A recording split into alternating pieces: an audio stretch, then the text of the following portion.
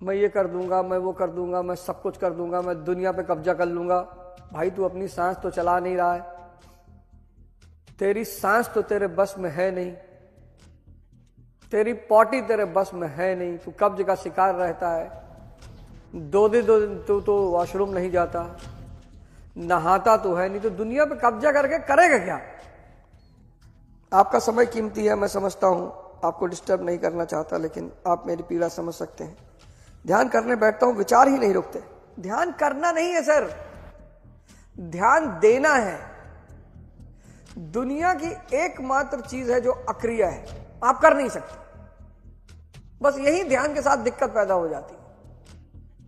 कोई माई कलाल इस धरती पर ध्यान कर नहीं सकता। ध्यान एकमात्र चीज है जो अक्रिय, मतलब आप कर ही नहीं सकते। आपको सिर्फ बैठना है, आंख बंद करना है और अपनी सांसों को देखना है। तो जब आप सांसों को देखेंगे तो चूंकि विचार की प्रक्रिया इतनी स्ट्रांग है कि वो आप देखोगे वो वापस चली जाएंगे, आप देखोगे वापस भाग जाएंगे, आप देखोगे वापस भाग जाएंगे। तो लगा कि ध्यान करने बैठता हूं, विचार ही नहीं रुकते, बल्कि विचार और भी बढ़ जाते हैं। स्वाभाविक सी बात। काम वासना से बच पाना मेरे लिए मुश्किल नहीं, असंभव है। सर कभी समय मिले तो प्लीज मेरे साथ 5 मिनट बात कर लीजिए, आप ही निकाल सकते हैं मुझे इस दलदल से। कभी आपसे मिल सकूं तो मेरा सौभाग्य होगा। तो खैर ऐसे ऐसे बहुत सारे मैसेज आते हैं, बाबूजी ध्यान करना नहीं है, ध्यान देना है। यही करने के चक्कर एक्चुअली क्या है कि हम हर चीज क्रिया के रूप में बात करते हैं। खाना खाना है, खेलने जाना है, घूमने जाना है, दौड़ना है। तो जब भी हम कुछ कहते हैं ये करना है तो मतलब क्रिया है, समझ में आता है कि ये करना है। लेकिन ध्यान बस बैठना है, और बैठना ही मुश्किल है, क्योंकि जैसे ही आप बैठकर आंख बंद करते हो मन का चेहरा आपके सामने आ जाता है। इसलिए समुद्र मंथन में सबसे पहले विष निकला, विष। तो जब आप ध्यान करने बैठते हो तो सबसे पहले विष निकलता है, विकार निकलते हैं। जो भी मन के अंदर भरा है वो और तेजी से बाहर निकलता है। घबरा जाते हैं लोग। भैया आप लोगों से बुरी हालत थी मेरी, छोटी मोटी हालत थी, बहुत बुरी हालत, बहुत बुरी। ये गलती मत करना, वॉशरूम में मोबाइल लेके मत जाना, नहीं तो शर्तिया भीख मांगोगे। 200% गारंटी है। कहीं तो शांति से बैठो, कहीं तो इसको रिलैक्स होने दो यार, शांत होने दो। आजकल पुणे में चारों तरफ होर्डिंग लगी हुई है, save humans, save them from brain stroke. आजकल ब्रेन स्ट्रोक बहुत हो रहा है मोबाइल की वजह से। कितना काम करेगा यार ये, किए जा रहा है, किए जा रहा है, किए जा रहा है, किए जा रहा है, किए जा रहा है। एक से एक इंसिडेंट, कहीं एक्सीडेंट हो रहा है, कहीं मर्डर हो रहा है, कहीं कुछ हो रहा है, सब देख रहे हो। हार्ट अटैक इसकी वजह से हो रहा है। सेंसिटिव कंटेंट्स मत देखा करो, तुम्हारे सबकॉन्शियस में जाके बैठ जाएगा और रात में किसी दिन स्टॉप, खत्म। इतना फियर बैठ जाएगा अंदर। इसीलिए सोशल मीडिया को वार्निंग है कि जहां भी सेंसिटिव कंटेंट है वहां आप लिखेंगे सेंसिटिव कंटेंट है, लेकिन उसका नुकसान ये भी कि सेंसिटिव कंटेंट देख के लोग और देखते हैं। बढ़िया सा गिटार खरीद लो, उसको बजाना सीखो और कम से कम 1 घंटे बजाया करो। और नौकरी नहीं लगी अगर तो 4-5 आदमी मिलकर बैंड बना लेना। संगीत तुम्हें रिलैक्स बहुत करता है अगर तुम खुद से बजाते हो। तो जैसे आज अमेरिका को लगता है कि तेल जहां से आ रहा है वहां कब्जा कर लो, ऐसे अलेक्जेंडर को लगा कि यार मसाला कहां से आ रहा है, बोला पूरब से। बोला चलो, उठाया उसने 10-20 हजार घुड़सवार, 19 साल का आदमी, डेयरिंग, और उसका गुरु और खतरनाक डायनोसियस। उसने कहा यार खाली बैठे हो, जाओ कुछ कांड कट डालो दुनिया में। कितनी उम्र है? कहा 19 साल। कहा दिन भर खा रहे हो, सो रहे हो, मर जाओगे ऐसे, कुछ कांड करो। अरे उसने कहा गुरुजी बताओ। अरे बोला दूर पूरब, वहां सोने चांदी हीरे के पहाड़ है। ऐसा ही तो बच्चों को कहानियां सुनाई जाती हैं कि आईएएस बन जाओगे तो गाड़ी, 500 नौकर। तब बच्चे को लगता अच्छा पढ़ना चाहिए यार। डायनोसियस ने उसको बताया, उसने कहा अरे एकदम बहादुर आदमी तो था ही वो। जवानी में डर लगता है तो जवानी खत्म है। अब सिकंदर को कौन मेघालय ले जाएगा यार, जिसको खुद तलवार चलानी आती हो, जिसने हजारों लोगों की गर्दनें उतार डाली हो कि मार डालो इसको। ताकत इज द फंडामेंटल प्रिंसिपल, दिमाग की, शरीर की, आत्मा की। पर दोनों रास्तों में बस यही फर्क है। यहां मस्ती का रास्ता शुरू में मजा बहुत देता है, अंत बहुत खराब। रोना, रिपेंट करना, गाली देना, शिकायत करना सबकी, माँ बाप की, पेरेंट्स की, टीचर्स की, फ्रेंड्स की, सबकी। लड़कियों को कुछ नहीं कहेंगे क्योंकि ये नहीं पढ़ेंगी तो ये तुमसे ज्यादा परेशान हो जाएंगी, इसलिए इनको कुछ नहीं कहेंगे। इसलिए नहीं कहेंगे कि मुझे डर लगता है कि ये जाके कंप्लेन करेंगी, करें, इनको इसलिए कुछ नहीं कहेंगे क्योंकि अगर इन्होंने इस समय का इस्तेमाल नहीं किया तो इनकी लाइफ ज्यादा टफ हो जाएगी। इनके पास एक बहुत बड़ी अपॉर्चुनिटी है। लड़कों के लिए तो कोई चुनौती नहीं जिंदगी, नौकरी नहीं लगाई, कोई बात, जिम खोल लिया, सिक्योरिटी सर्विसेज शुरू कर दी, बाउंसर बन गए, बॉडी वॉडी बना के खड़े हैं किसी के पीछे, और हालत खराब हो गई, ठेला लगा लिया, आलू आलू बेच रहे। लेकिन हिंदुस्तान के समाज में तुम्हारी स्थिति बहुत खराब हो जाएगी। और प्राइवेट सेक्टर काम नहीं लेता, सोशल करता है। और जिंदगी में एक बार प्राइवेट सेक्टर में काम करना चाहिए, उससे फील आती कि सोशल का मतलब क्या होता है। एक बार नौकरी करना, जरूर करना प्राइवेट सेक्टर में। ऐसा मजाक में कर लो, किसी घर में झाड़ू पोछे काम कर लो, आएगा कहेगा यहां पोछा नहीं लगा है, ये देखो गंदा है, इसको उठा के फिर से पोछो।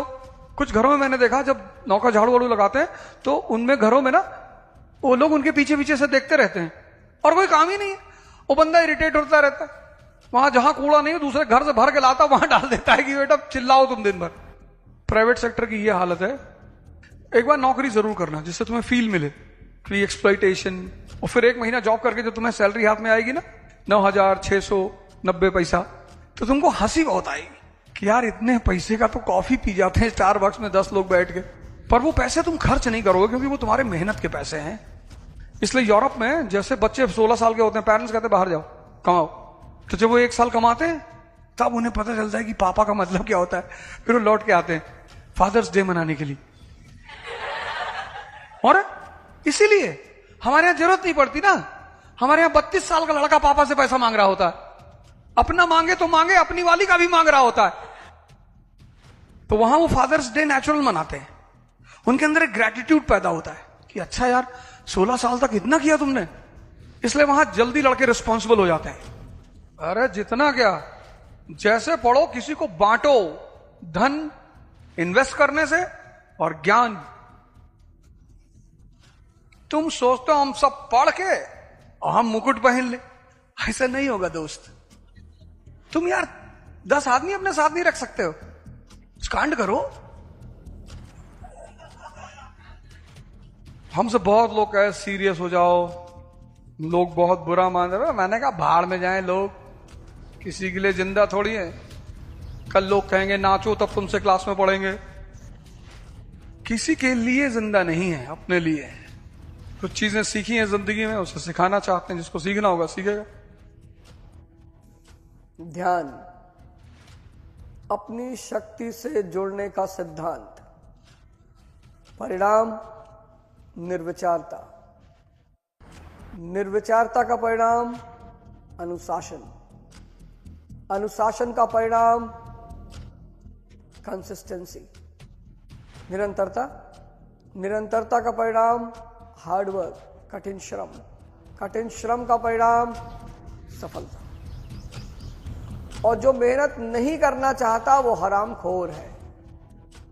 एक बार 2 दोस्त एक पेड़ के नीचे लेटे थे, महा आलसी, महा आलसी। तो एक दोस्त ने दूसरे दोस्त से कहा कि भाई मेरे चेहरे पे कुत्ता पेशाब कर रहा है, जरा भगा दे। उसने कहा यार इतनी देर से कौवा मेरे ऊपर बीट किए जा रहा है, मैं हिल ही नहीं रहा हूं, मैं तेरा कुत्ता कैसे भगा सकता हूं। आलसी, आलसी लोगों ने इतने प्रपंच कर रखे हैं, सब कुछ पहले से लिखा हुआ है, पुराने जन्म का कर्म का परिणाम है, भगवान परीक्षा लेता है इसीलिए कष्ट देता है। भगवान मास्टर है स्कूल का है? ये सारे आलसियों के नाटक हैं सारे। अल्लाह परीक्षा ले रहा, अल्लाह को और कोई काम नहीं है। सब भैया भाग्य, भाग्य में लिखा हुआ है भैया। कौन लिखा है? नहीं भैया लिखा हुआ है, सब माथे पे लिखा हुआ है। माथा है कि लेटर पैड है तेरा? हरामखोरों ने इतनी रायता फैला दिया, इतना रायता।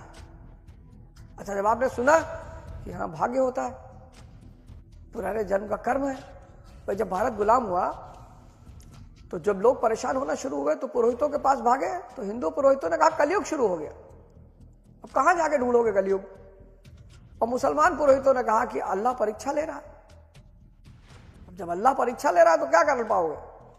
तब राजा राम मोहन रॉय जैसे लोग आए, उन्होंने कहा नहीं, हम पिछड़ गए हैं, पिछड़ने की वजह से कमजोर हो गए हैं, और कमजोरी का परिणाम है गुलामी। आपको दो बातें बिल्कुल नहीं पता है। पहला, आपको ये नहीं पता विचार कहां से आ रहे हैं, बस आ रहे हैं। और दूसरा, कौन से आएंगे। विचार भी अजीब है, कुछ भी आ जाते हैं कि ऐश्वर्या राय से मेरी शादी हो रही है, विचार ही तो है कि डोनाल्ड ट्रंप के साथ मिलकर मैं अपने पड़ोसी का खेत कब्जा कर रहा हूं। अरे भैया, जो शहर के स्तर पे हो रहा है वही इंटरनेशनल स्तर पे हो रहा है। शहर में लोग 100-200 गज का प्लॉट कब्जा करते हैं, अब वो अमेरिका का राष्ट्रपति है तो बड़ा प्लॉट कब्जा कर रहा है। एक बार एक आदमी समुद्री यात्रा पे था, काफी धन लेके घर लौट रहा था, बड़ा कंजूस आदमी, बहुत कंजूस। समुद्र में तूफान आ गया। उसने कहा प्रभु अगर बच गए तो मकान बेच के सारा पैसा दान कर देंगे। बच गया मकान उसका 300 करोड़ का। और बड़ा परेशान हुआ कि यार 300 करोड़ का मकान बेच के दान कर दें। तो उसने एक पुरोहित को बुलाया। दुनिया की सारी जालसाजी है, हिंदू पुरोहित, मुस्लिम पुरोहित, क्रिश्चियन पुरोहित, इनका काम है। उसने कहा गुरुजी ऐसी ऐसी बात हो गई, 10,000 रुपया तुमको भी दूंगा, बताओ यार इस मुसीबत से निकलूं कैसे। तो उसने कहा यार एक काम करो, मकान की नीलामी करो, मकान के साथ साथ एक बगल में बिल्ली रखो, बिल्ली की भी नीलामी करो। उसने कहा गुरुजी बिल्ली? हाँ। बोले यार बिल्ली की भी नीलामी करो, और बोलो बिल्ली 300 करोड़ रुपए की और मकान 100 रुपए का। अरे उसने कहा गुरुजी क्या बात बता दी आपने। तो उसने मकान की नीलामी शुरू की और मकान के सामने एक बिल्ली रखा और कहा कि बिल्ली 300 करोड़ रुपए की और मकान 100 रुपए का। तो उसने कहा भाई बिल्ली 300 करोड़ की? अरे बोला भाई लेना बोलो, तुमसे क्या मतलब। और बोला दोनों साथ में बेचूंगा। तो 300 करोड़ की बिल्ली बिक गई और 100 रुपए का मकान बिक गया, और भाई साहब ने 100 रुपया दान कर दिया। ये है मन। कहता भाग्य है भैया, भाग्य है भैया, भैया भाग्य देखो भैया, सोनिया गांधी जी इटली से आके भारत पे राज की, भैया भाग्य है भैया। एग्जाम्पल भी ढूंढ ढूंढ के लाएगा, ऐसे एग्जाम्पल ढूंढ ढूंढ के लाएगा कि आपको मानना पड़ेगा कि भाई साहब सही कह रहा है यार। हाँ भाई साहब, हिंदुस्तान में औरतों की कमी थी क्या भाई साहब? सोनिया गांधी जी बताइए भाई साहब, इटली से आके भारत पे राज कर रही हैं, मानना पड़ेगा आपको। मायावती जी इतने गरीब घर में पैदा हुई थी, सीएम बन गई, एक से एक पढ़े लिखे दलित टहल रहे, भाग्य भाई साहब। इसकी अगर आप क्षमताओं को देखो, धीरे से पकड़ के बेहोश करता है आपको, धीरे से धीरे से। सेक्स की दवा ढूंढ रहा है। तो सीमा आनंद जी ने सेक्स पे चर्चा कर दी, हो हल्ला तरीका मार पतन करा रही है, पतन करा रही है, समाज का पतन हो रहा है। अरे इतनी दवाएं ढूंढ रहे हो सेक्स की चारों तरफ, वो बेचारी ना बोले तो क्या करे, और सुने हो चटकारा ले लेके, तभी तो उस पर कमेंट कर पा रहे हो। एक मौलाना साहब उपदेश दे रहे थे कि ये सब गंदी फिल्में नहीं देखना चाहिए, कुफ्र है, अल्लाह नाराज हो जाता है, दोज़ख में जाओगे। तो एक दिन मौलाना साहब खुद ही बैठ के देख रहे थे, बच्चों ने पीछे से वीडियो बना ली, बच्चों ने जाके मौलाना को दिखाया, कहा मौलाना साहब हमको तो मना करते हो, खुद देखते हो। तो मौलाना ने कहा कि बहुत नफरत की नजर से देख रहा था मैं, हिकारत। मन को जिसने देख लिया, इससे लड़ना नहीं है। अगर आपने इससे लड़ने की गलती की, मार डालेगा आपको, बाली है ये, आदि शक्ति खींच लेगा। आप सिर्फ राम से जुड़ जाओ, ये सांसों से जुड़ जाओ, बस ये कमजोर पड़ जाता है। जैसे ही कोई निगेटिव भावना विचार उठ रहा है, आप सांसों पे चले आओ, भागाओ। आप प्रैक्टिस करके देखो, आज दिन भर प्रैक्टिस करके देखो। आप इससे मत लड़ो कि नहीं करना चाहिए, गलत बात है, और फलाना और ये है और आदमी, ये सब कुछ मत करो। आप सिर्फ जैसे ही कोई निगेटिव विचार है, आप सांसों से जुड़ जाओ, बस आप देखो। जहां राम से आप जुड़े वहां बाली पस्त, और फिर आपको धीरे धीरे मजा आने लगेगा, ये टूटने लगेगा, कमजोर होने लगेगा। मानेगा तो नहीं, पीछा करेगा अंतिम तक। ये भगवान बुद्ध का पीछा किया, भगवान महावीर का किया, सबका करता है। संकल्प लेना है कि पूरे दिन मैं होश में रहूंगा, भागना नहीं है, पूरे दिन मैं होश में रहूंगा, पूरे दिन। धीरे धीरे परिवर्तन करना है। 4 घंटे से पढ़ाई शुरू करनी है, नोट्स बनाना है, मन से लड़ना नहीं है। बाली से लड़ के कोई जीत नहीं पाया, और आज तो इसने एक ऐसा रोग पैदा कर दिया, ओवर थिंकिंग। जो भी ध्यान नहीं करेगा वो सब मारा जाएगा। स्टूडेंट, परिवार, शादीशुदा लोग सब मारे जाएंगे, सब। क्योंकि आपको किसी भी काम में परिणाम नहीं मिलेगा। आप पढ़ोगे परिणाम नहीं मिलेगा, क्योंकि अंदर तो बकबका रहा है ना, अंदर तो वो बक बक बक बक बक बक, आपके अंदर कुछ जा ही नहीं रहा। आप किताब लेके बैठे हो, बस शाम हो रही है, नशा करने का मन कर रहा है, सांस पकड़ लो और तब तक पकड़े रहो जब तक वो मन बिखर ना जाए, टूट ना जाए, ध्वस्त ना हो जाए। चाणक्य कहता है कि जो बात आप अपने दुश्मन को नहीं बता सकते वो अपने दोस्त को भी मत बताइए, क्योंकि पता नहीं कब दोस्त दुश्मन हो जाएगा। शत्रुघ्न सिन्हा और भाजपा, ज्योतिरादित्य सिंधिया और राहुल गांधी, कुमार विश्वास और अरविंद केजरीवाल। कितनी बड़ी बात कहता है चाणक्य। एग्जाम्पल देखो, कहता है जो बात आप अपने दुश्मन को नहीं बता सकते वो आप कभी अपने दोस्त को मत बताइए। ऐसे न जाने कितने सूत्र उसने दे रखे, क्योंकि पता नहीं कब आपका दोस्त आपका दुश्मन हो जाएगा। कभी कसाई की दुकान पे जाके खड़े हो ऐसे और उसको काटते हुए देखो, तुमको एक बात पता चलेगा, जो कमजोर है बस वही काटा जाएगा। खड़े हैं बकरे बेचारे, वैसे इधर पटक दिए, उठा काट डाले। शेर को काट के दिखाओ, पहली हाथ तो बांध नहीं पाओगे।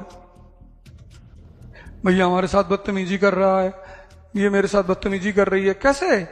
तुमने डर ही नहीं पैदा किया, तुम्हारे पास कोई शक्ति नहीं। तुम दिन भर डीओ लगाए टहल लो, कहीं पेड़ उखाड़ डालो, कहीं ट्रेन आ रही है उसे हाथ लगा के सन्नी देओल की तरह रोक दो तो सामने वाले को डर भी लगे। तुम खुद ही बेसन का उपटन लगाए टहल रहे हो दिन भर तो उसको लग रहा है मरा हुआ, ये तो गुलाम बनाने लायक है। चेंज करो अपने आप को, थोड़ा सा मरो 2-4 महीने, खड़े होके पढ़ो, शिकायत मत करो। और मैं तुम्हें बताऊं पर्सनल एक्सपीरियंस, शक्ति का जो रास्ता है और मस्ती का जो रास्ता है, 2 रास्ते हैं, एक शक्ति का एक मस्ती का। शक्ति का जो रास्ता है उसमें शुरुआत में कष्ट है, बिगिनिंग में तुमको लगा यार, लेकिन आधे रास्ते पे तुम जैसे पहुंचोगे ना मजा आने लगेगा। वो पहले दिन जो सुबह 4 बजे उठना कष्ट था ना, वो 2 महीने बाद सुबह 4 बजे उठना मौज बन जाएगी तुम्हारी।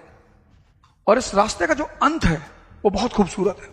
अचीवमेंट्स की तो बौछार, ये लो क्या चाहिए, I want a beautiful wife, एक हाँ ये लो। हस्बैंड भी ऐसा थोड़ी दुखी हो रही थी यार, लड़कियों के लिए कुछ नहीं कह रहे। जैसे जैसे आगे बढ़ते जाओगे ना, अचीवमेंट्स खुद ब खुद आना शुरू हो जाएंगी, तुम्हें बुलाना नहीं पड़ेगा। मस्ती का जो रास्ता है वो शुरुआत में बड़ी मौज का रास्ता है। पढ़े हैं, सुबह उठे 4 किलो खाना खा लिए, समाज को दोष दे रहे हैं, सोसाइटी को, कल्चर को, कंट्री को, सिस्टम को, एडमिनिस्ट्रेशन को। वो तो अच्छा हुआ जंगल में स्टेट नहीं है, नहीं शेर भी कहता खाना नहीं मिला मुझे सुबह से। उसके पास ताकत है, वो सुबह उठता, अगर उसको भूख लगती है और दिन में अगर उसने शिकार किया नहीं मिला तो दोपहर में वो किसी पेड़ के नीचे जाके बैठता है और फिर रोर करता है। तो उसकी रोर में इतनी पावर होती है कि जो ऊपर जानवर बंदर अंदर बैठे होते हैं ना, बेहोश होकर गिर जाते हैं। बस 2-3 को उठाया, दबाया धीरे से, चल दिया, हो गया मैनेजमेंट। देश है वीर जवानों का, बेलों का, मस्तानों का, इस देश का यारों क्या कहना। जय हिंद।